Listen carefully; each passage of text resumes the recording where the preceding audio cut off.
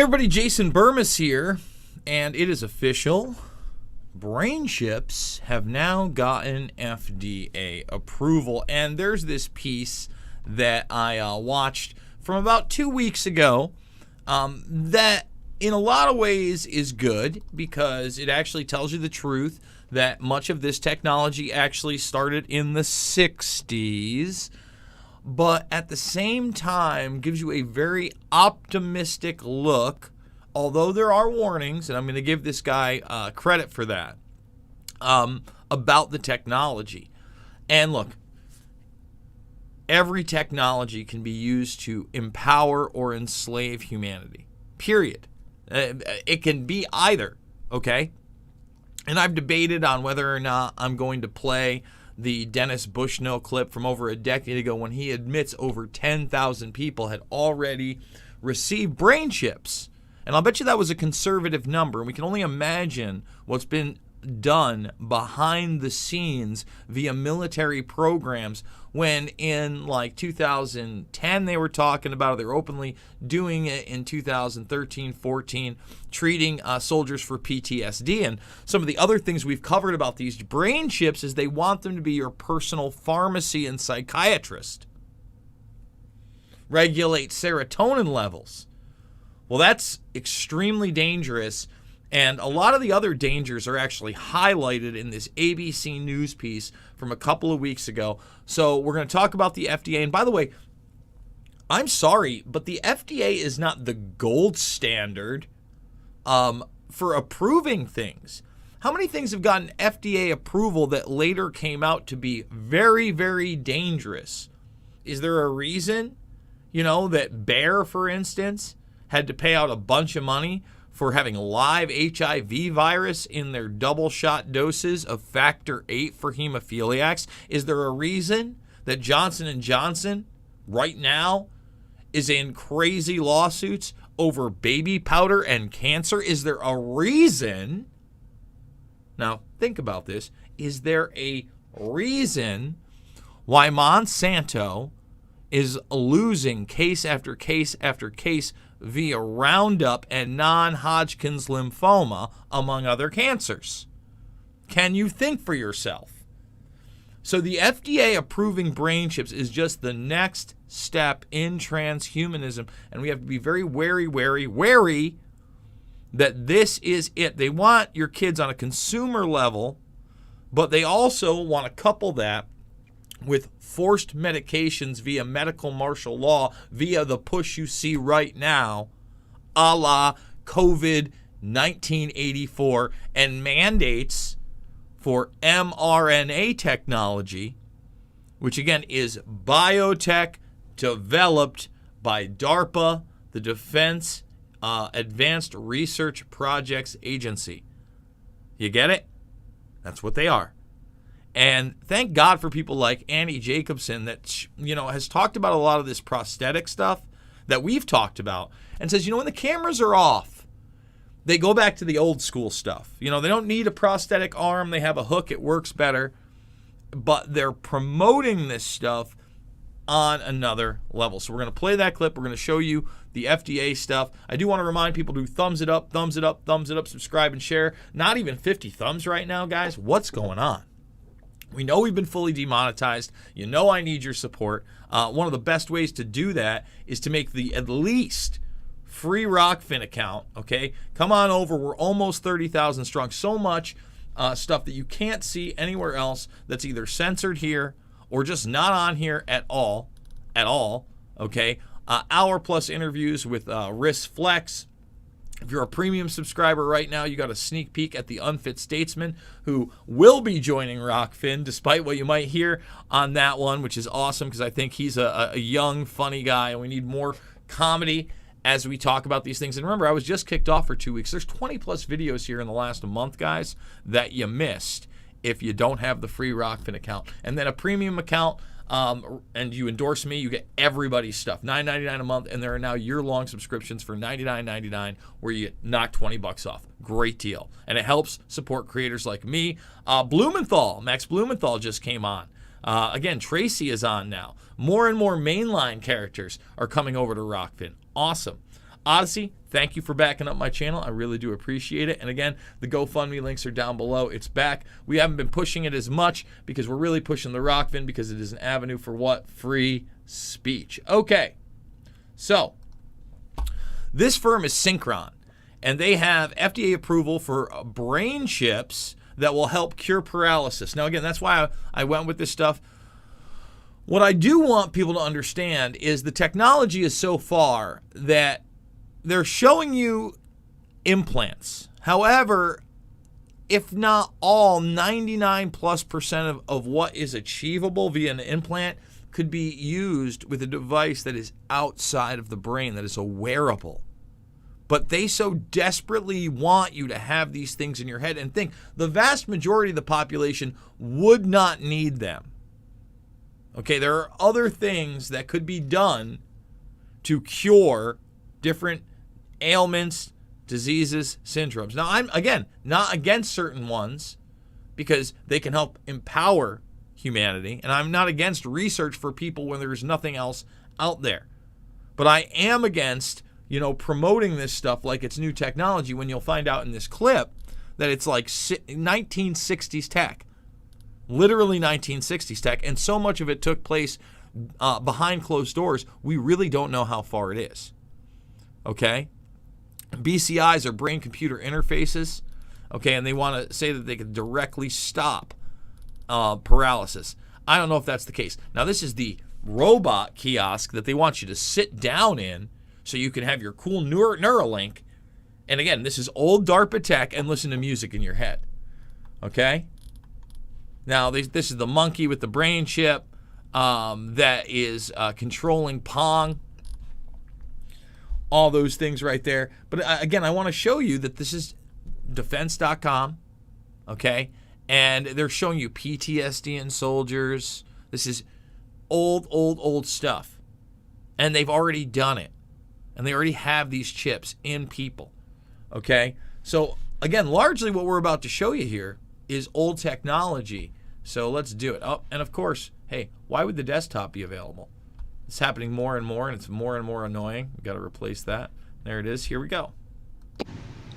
This is really fascinating stuff. What you're looking at right now is a paralyzed man using his mind in order to create the words that appear on the screen. This revolutionary speech neuroprosthesis research at the University of California, San Francisco is allowing the gentleman to communicate in complete sentences by translating signals from his brain to the vocal tract and directly onto text on the screen. And again, this technology was really developed way back when, and the reason I'm showing you this from TruthStream Media is that they put this film out. It's out there for free. It's very long. It's very detailed. It's akin to the type of work that Annie Jacobson does, and it'll show you this tech was available then. It's one of several massive leaps in brain science technology that is literally creating a future of potentially infinite possibilities, and also concerns about how this technology could be used or misused. Our Kaylee Hartel files this in-depth report on one of the leading creators in this field, who at one point became so concerned with its power, he gave up his patent to a university.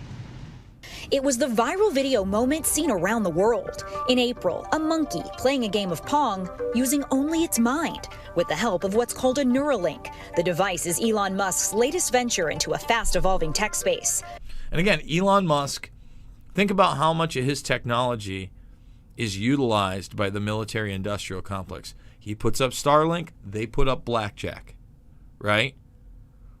DARPA develops brain chips, he's the face for them now.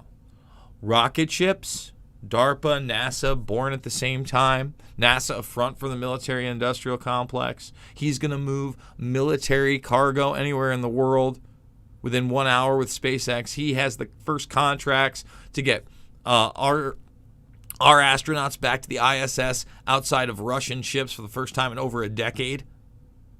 You see? Front man.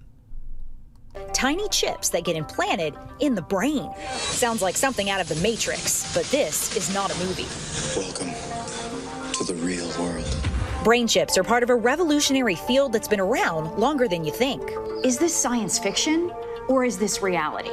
It is absolutely science fiction that has turned into real science. What Elon Musk did with these monkey trials showing how monkeys with brain chips could control computers with nothing but their minds, the first version of this happened in the 60s. There you go. The first version of this happened in the 60s. That we know about. There's so much still classified. I want to reiterate that you look at Operation Paperclip alone and bringing those Nazi scientists over and what the Department of Energy really did and what was really going on at black sites like Roswell, and you wonder if they didn't really start doing similar things in the late 50s. Possibility. I'm not saying that's the case, but certainly in the 60s is where they started doing this that we know about.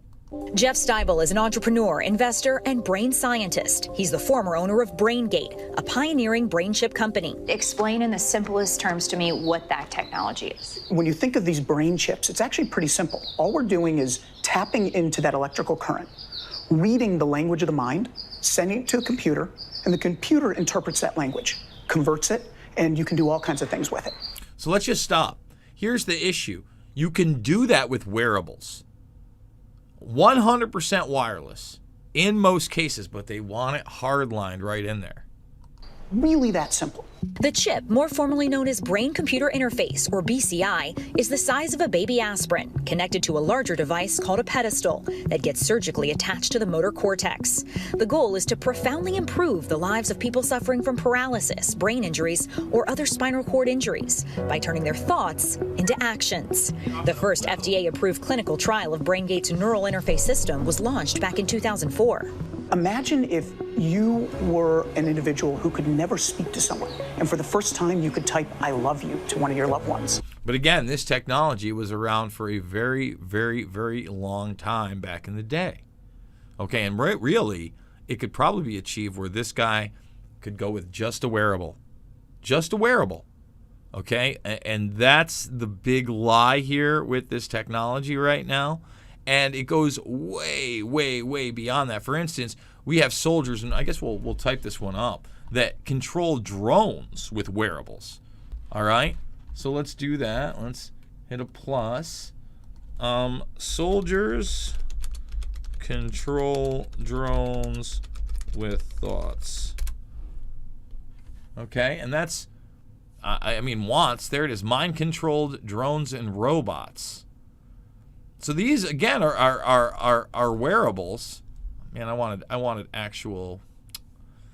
There's DARPA. The good people at DARPA. We love them, DARPA. They're the best.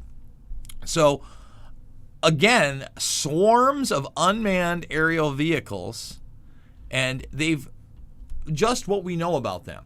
Just what we know about them. And they're showing you this, right? And that's what's really troublesome to me. Imagine if you couldn't walk, but you could all of a sudden use a wheelchair with nothing but your mind. Imagine if you couldn't use your arms, but for the first time using your mind, you could control a prosthetic to then eat something. Again, for the first time, it's those aha moments that surprise even me to this day. But I want to also point out that even before we had like the cochlear implants, right, for hearing aids, I was talking about retinal implants that were going on. That is in my film Invisible Empire: A New World Order Defined. Experts believe BCI also has the potential to transform the way humans and computers work alongside each other forever. Companies will have access to brain data, and this is going to fuel a very lucrative new data market.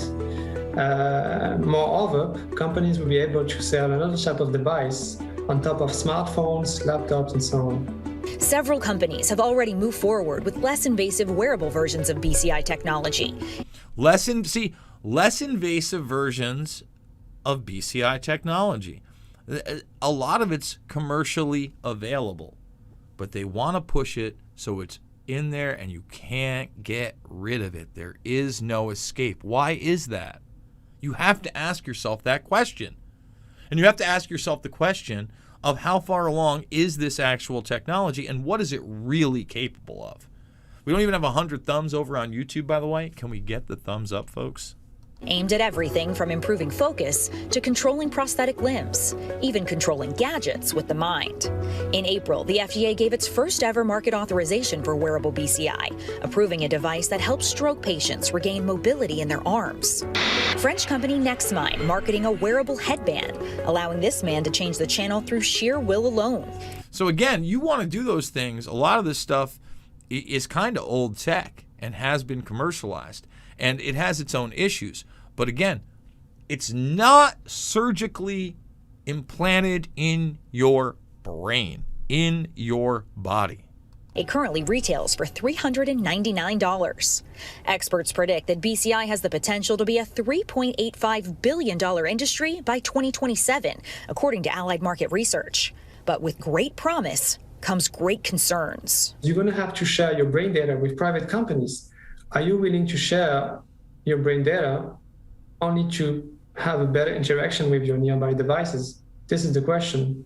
What are the other ways it could be used that causes pause? The peril of this technology, the risk of this technology is if we push too hard, too fast, you can use it for virtually anything. When we go beyond trying to help people who are struggling, paraplegics, quadriplegics, locked-in patients, people who can't speak, to improving people who are normally functioning, giving you a brain chip as an example. It's almost downright frightening. And by the way, that's openly what they're going to do. And openly, we are going to, after this, play Bushnell talking about it. We won't play the Malthus 101. We won't play the part of him talking about instituting population control.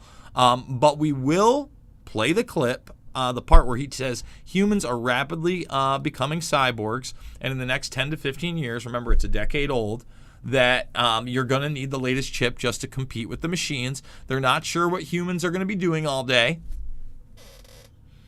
Meanwhile, you got a bunch of, open eugenicists and globalists telling you you'll own nothing, be happy, and they want to, bring you into a virtual age. No thank you on your virtual age. I'm all good on your virtual age, I don't want to become virtual. Thanks.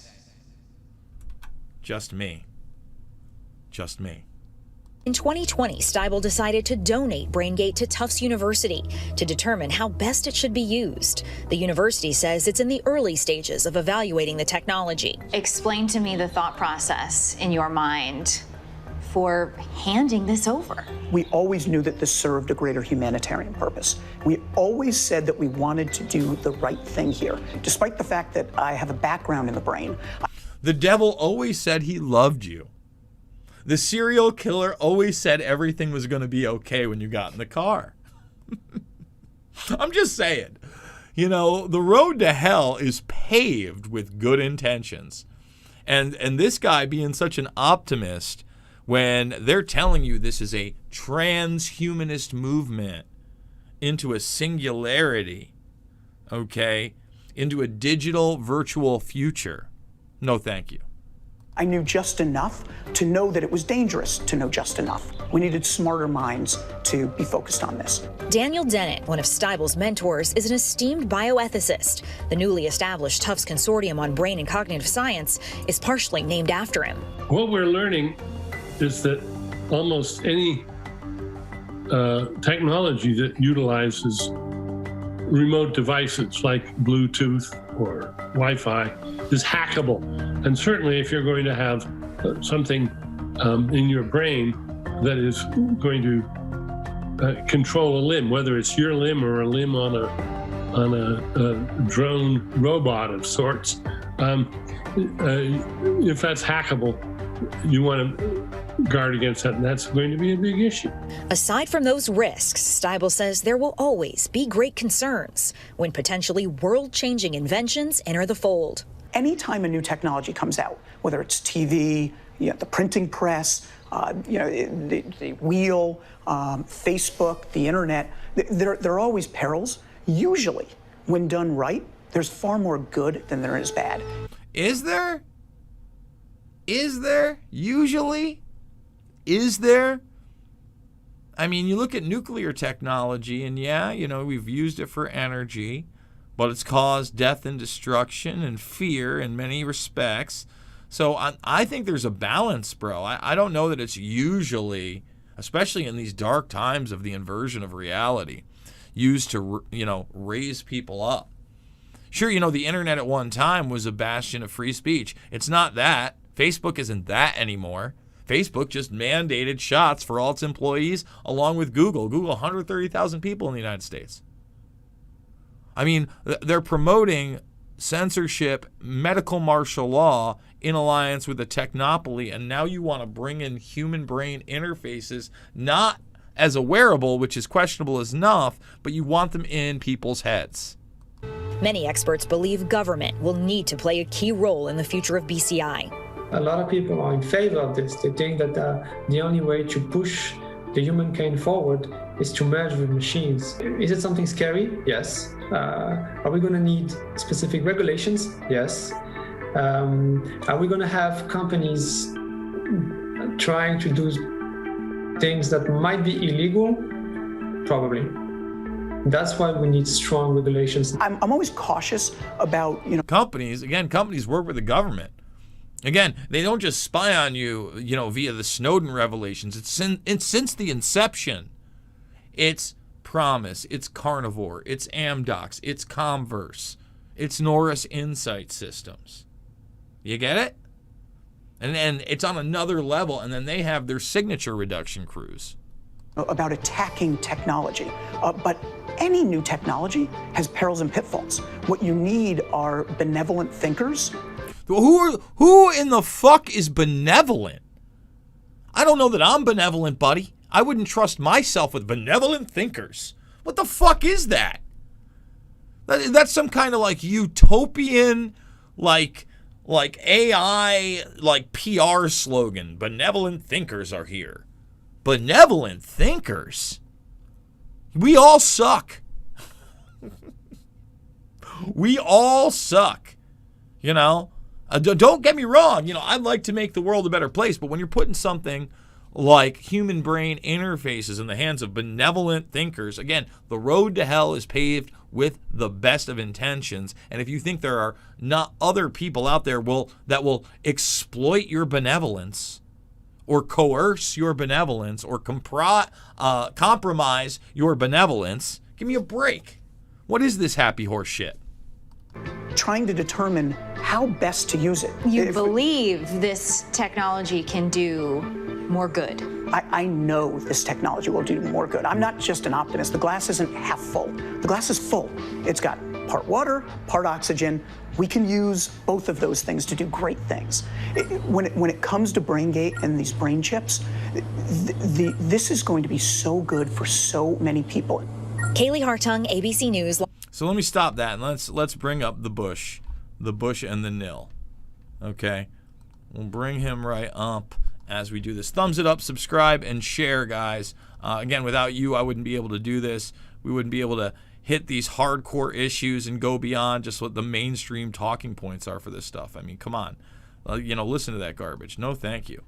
All right, so let's see. Let's bring it right over to about here, I think, and we should be close. Capability. The machines are reducing costs, producing wealth, but the humans increasingly can't compete. I have a friend, Steve Thaler, who has developed an imagination machine, which is a neural net which he trains and deprives of all rational input, and this neural net sits there and dreams like people dream, producing new ideas 24/7, 365 on milliwatts, and he has a chronic neural net sitting in the weeds recording all of these new ideas and checking them out for various problems and metrics.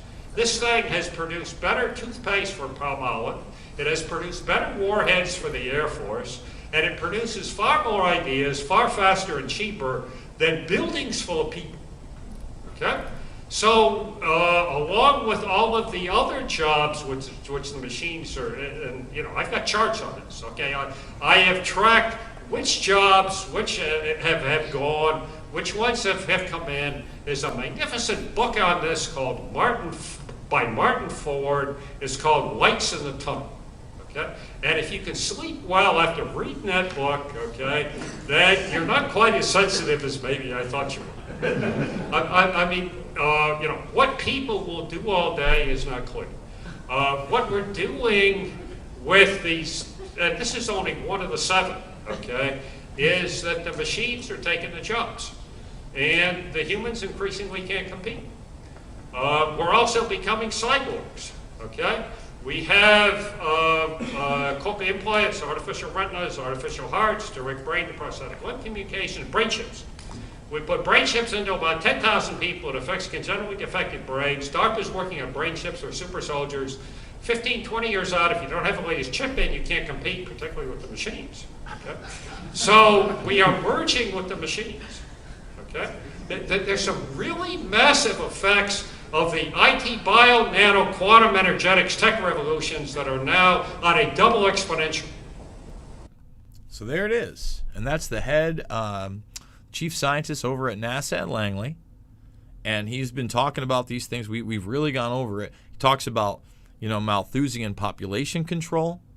He talks about re-engineering human beings as humanoids to live on the planet.